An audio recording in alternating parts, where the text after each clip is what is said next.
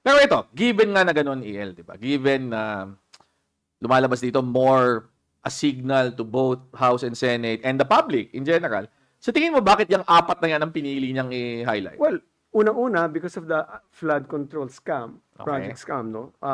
The cause of corruption can be traced, for instance, to the first one, political dynasties. Okay. Di ba? Yan, quite clear. The second one is the IPC, yung kay Tito Soto and the bill of sina Egay, no? And sila Laila de Lima. Yun naman, they saw how weak the ICI is. Yung powers ng ICI kulang. Walang subpoena, walang contempt. Tama. So ngayon, Ano nga eh, si Pulong Duterte eh. Di Oo ba? nga. Ayoko humarap. Wala kayong magagawa. ayaw umirap. Tapos, alam mo talaga itong ICI, nag-gain transparent, pero everybody was taking advantage of executive session, which, Yeah. for all intents and purposes, nothing came out. So we don't know what's happening. And si Sandro Marcos, executive session. Si Romulo. Halos lahat actually ng mga politiko na humarap requested an executive session at pinagbigyan. Yan ang ng problema executive ng Andy Reyes ICI because he created a loophole talaga eh. Di ba? They wanted to act like legislative, may executive session, but without the power. So, I mean, they should have asked for it's an executive commission. They don't have quasi-judicial powers. That's why yung IPC is a creation of law. Yun, pwede bigyan ng quasi-judicial powers like subpoena, contempt. Yes. Meron pa whole departure order yata bibigyan eh. Okay. I don't know if they're going to follow the recommendation of Babe Singson. Remember why I asked you bakit humingi ng immunity? Okay. Because ang lalaki ng kalaban niya. So, na baka filean sila ng mga harassment suits. Correct. So yun. And the third one is the party list, which is you're a member and you should know why should be a priority. Well, the thing is, ako, mas complicated yung party list ng konti. Mahaba yung kasaysayan nung sa party list eh. Basically, it boils down to a debate about purpose. Right. May mga tao nagsasabi, ito yung posisyon ng Supreme Court for the longest time, dapat yung party list for marginalized sectors. Right. And I thought that was a real intent No. in the Constitutional Commission. No. It wasn't? Sa Constitutional Commission, ito sa debate.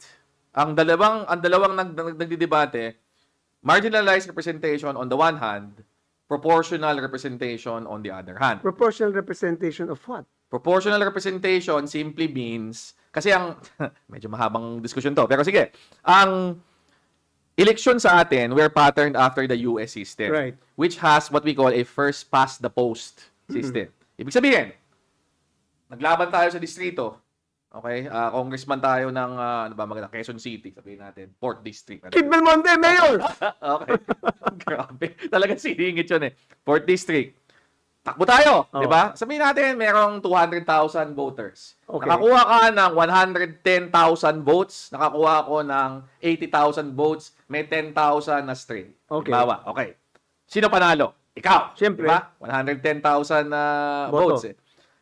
Ano nangyari doon sa 80,000 na bumoto sa akin? Secret? Di ko alam. Wala. Diba? Wala silang representation.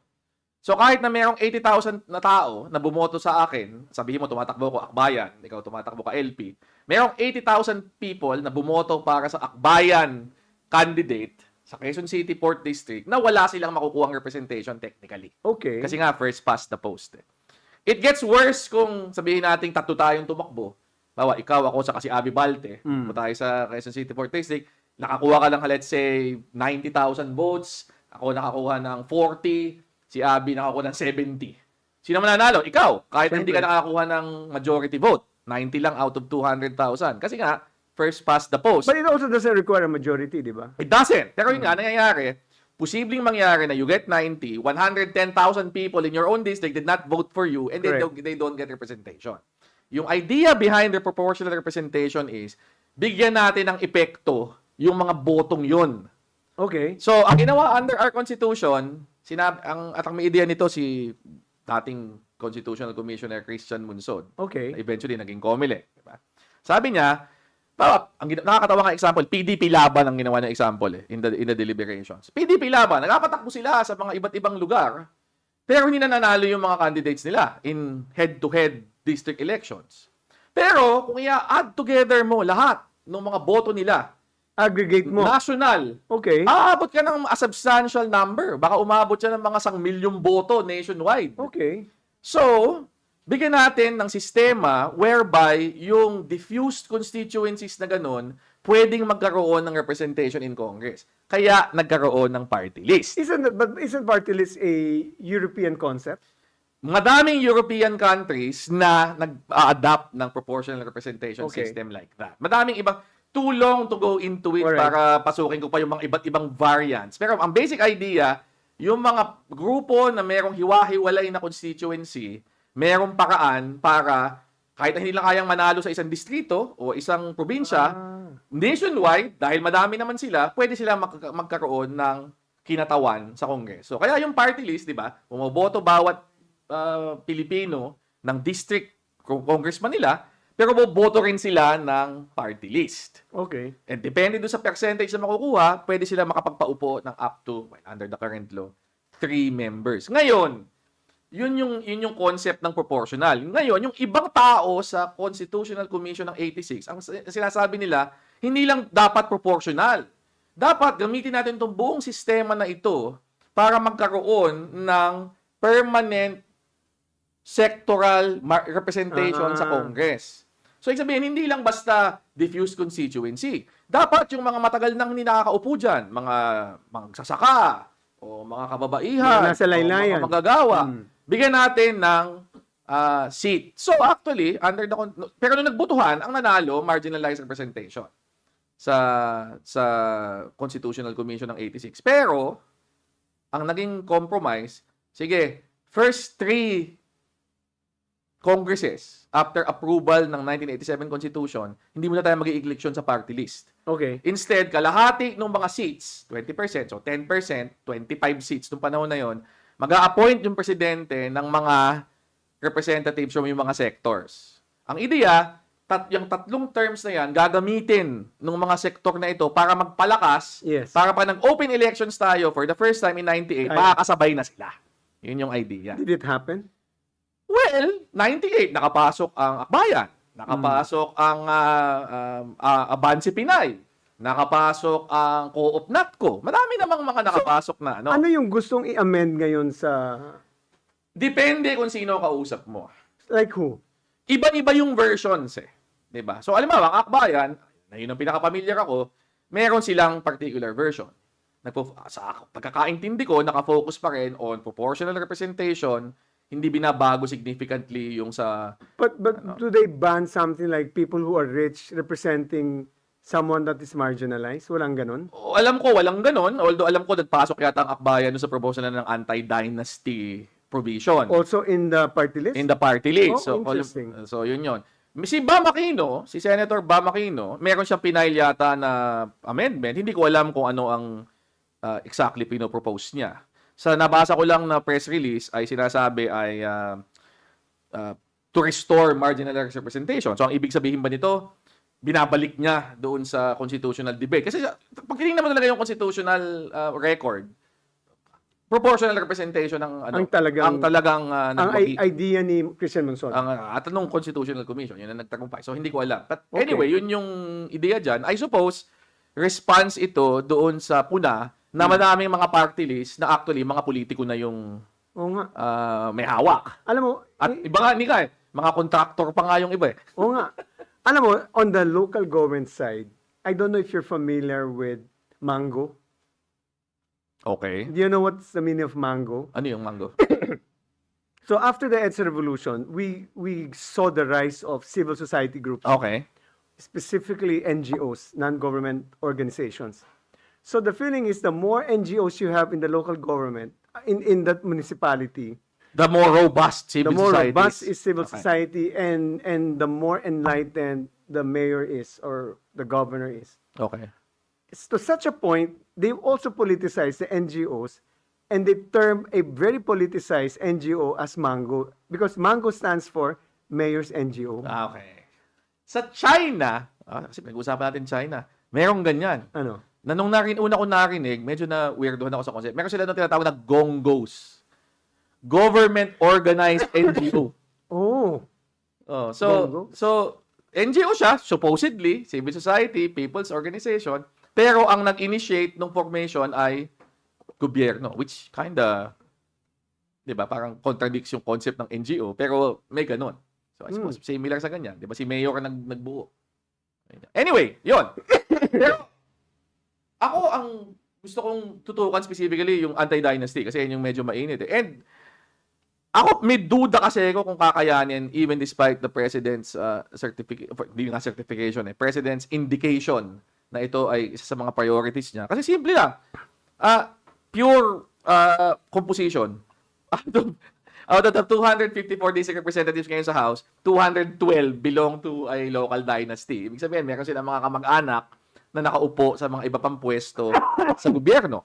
So, ang tanong ko dyan, ipapasa ba talaga ng 212 na ito? Puputo sila for an anti-dynasty law na posibleng mapigilang magsabay-sabay sila ng mga ibang kamag-anak nila? Si Ega Irise, during the time of Pinoy, came up with a, di ba, ang limit is, ang ngayon is 4 degrees of consanguinity. Debated, pero oo. Isa yun yata yung initial. 4 degrees of Sa panahon ni consanguinity. Pinoy, si Ega introduced, and he introduced it again, 2 degrees lang. So, hanggang kapatid. Turuan natin sila, how do you count degrees by consanguinity? Ano muna ang consanguinity? Ano muna ang affinity? Okay, consanguinity, magkamag-anak kayo ng dugo sa dugo. So, kapatid mo, nanay mo, pinsan mo. Ganun. Affinity, mga in-laws. Okay, so brother-in-law, ganyan. So, okay, Brother-in-law. ano ibig sabihin ng 2 degrees, 3 degrees, 4 degrees? Ito tinuturo ko to sa law school eh. Nag-compute ka ng degrees, kailangan umakyat muna kayo dun sa unang common ancestor. So, halimbawa, sabihin mo magkapatid kami ni EL. Mas gwapo siya. Mas mabuti ako. Oo. Aakyat ka doon sa common ancestor namin. Sino yun? Magkapatid kami. So, magulang namin. Diba? So, aakyat kami sa nanay 1 namin. degree. 1 degree. Bababa uli from yung nanay kay EL, 2 degrees. So, 2 degrees kami kung So, magkapatid. tayo, bawal, kung 2 degrees yan, bawal Bawal. ako. Kung ikaw ang mayor, bawal ako tumakbo.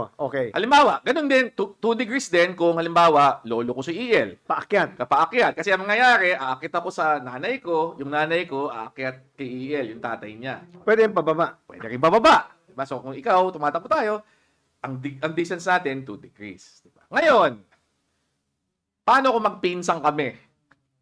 So, ang common ancestor na magpinsan ay lolo na. Diba? So, Aakyat ka sa nanay mo, from yung nanay mo, aakyat sa lola natin. 2 degrees. Bababa from yung lola natin sa tatay ko, 3 degrees. tapos sa akin. 4 degrees. 4 degrees. So, Yeah. pag magpinsang buo kayo, 4 degrees. Basta ganun lang yan. Bibilang ka ng Okay. 4 or 4 degree. Yan tawag yung 4th degree of consanguinity or affinity.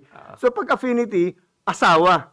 Asawa, or halimbawa, brother-in-law kita, 2 degrees of by affinity yun. Diba? Kasi kapatid ka ng aking asawa.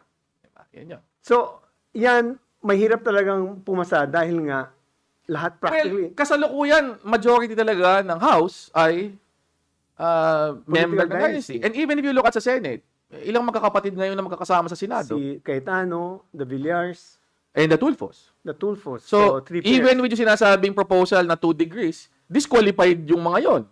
Pero Isa lang ang pwedeng tumakbo sa kanila. I remember Tito Soto was saying, baka we should not include in the political dynasty the national officials kasi wala sila sa the political dynasty makes the local government parang may regulatory capture sila eh. Hawak ko na yung buong Pero ang congressman hindi national official. Ang congressman hindi. Ang sinasabi ni Senador So exclude ang senador parang tsaka the one I heard from Tito Soto was the senators, but sa bagay pati ano presidente. ba talaga ang congressman? National official ang congressman. National siya. Yes. Constitutionally But elected yan eh. But he holds a district in that local. Hindi lahat. Party list, hindi. Party Correct. list, national talaga. Oh, correct. In fact, ang canvas ng party list kasabay ng canvas ng senatorial candidates kasi nga nationally elected. O nga pala. So, di ba? So, pero ang tanong ko din kasi doon, ba't mo i-exclude yung national? Yung bang senador, walang impluensya? Exactly. Madami nga dyan. Senador, tas anak nila, congressman. He justifies it by citing the example of Tito Soto and Vico Soto. Wow, napaka... Di ba? So, Bakit hindi Gian Soto na rin? pwede rin. Pag si Tito Soto and Vico Soto, that's more than 4 degrees. Pamangkin niya. So, Pamangkin. 3 degrees. 3 degrees. 3 degrees. Di ba? So, yung mga ganong klaseng permutations, talagang ang mga legislators are very, very sensitive eh. Oh, pero The position of Egay Erice is, let's just 2 degrees.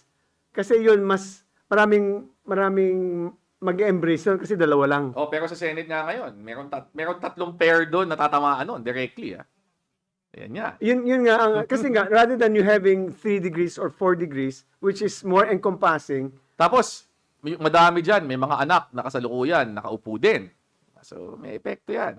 Pero ako, basta masimulan sa totoo lang nasimulan nga ni Egay nung si Anthony De Rosario was a Kami nakapagpasimula talaga dahil pinasok namin yan sa barangay SK.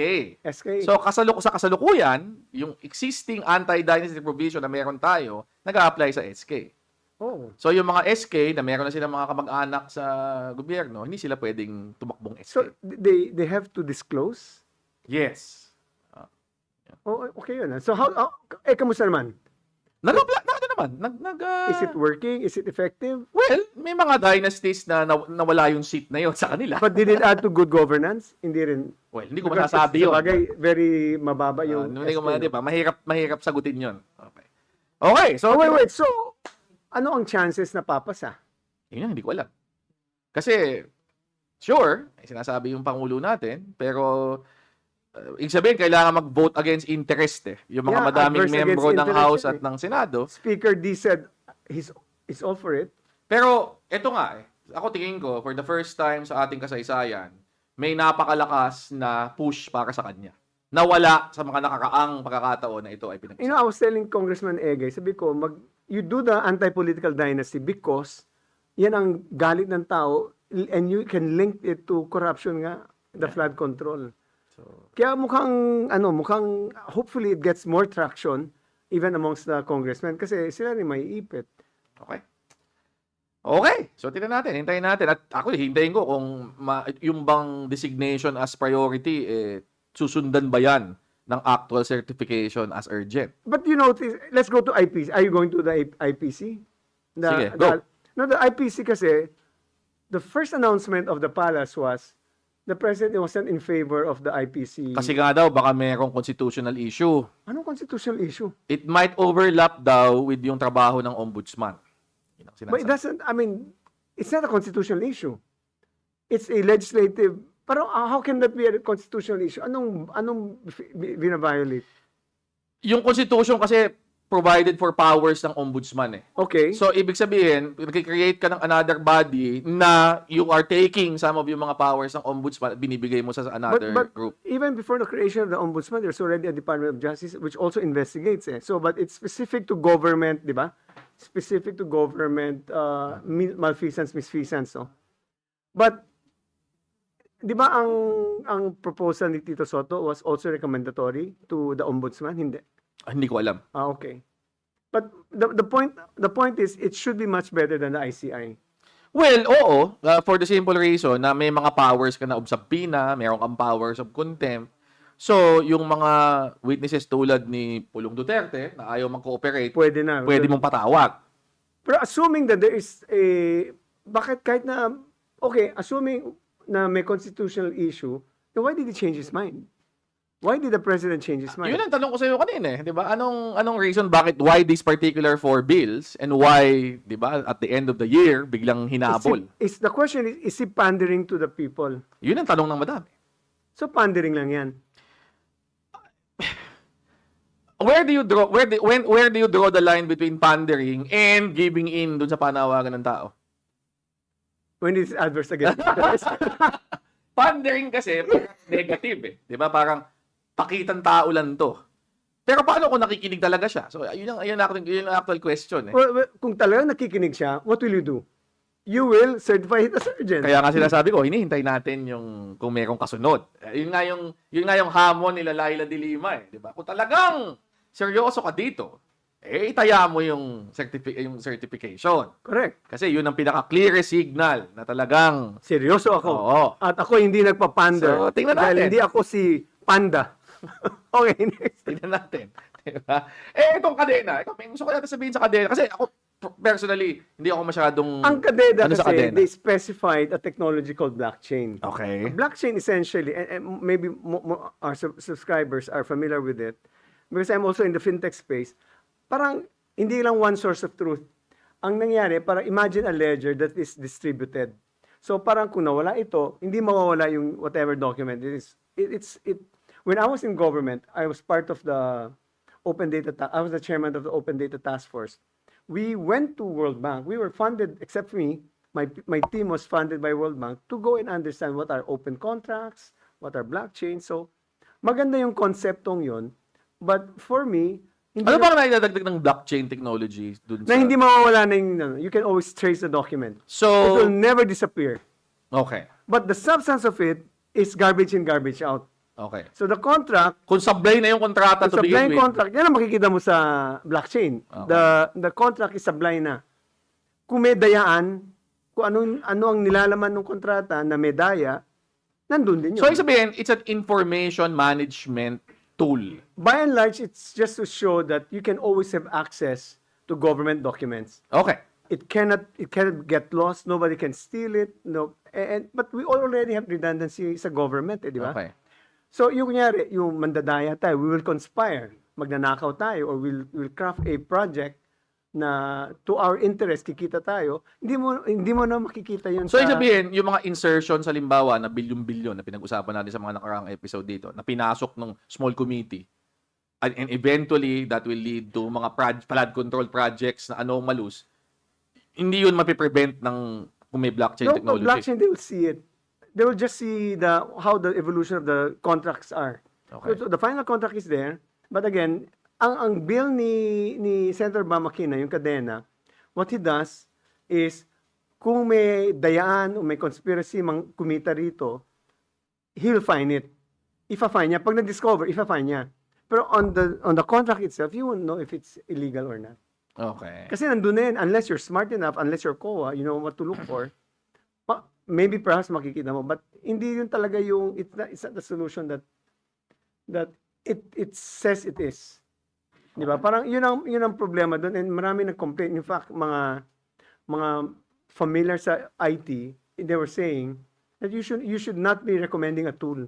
Okay. Di ba? Parang yun ang position ng most of the IT people.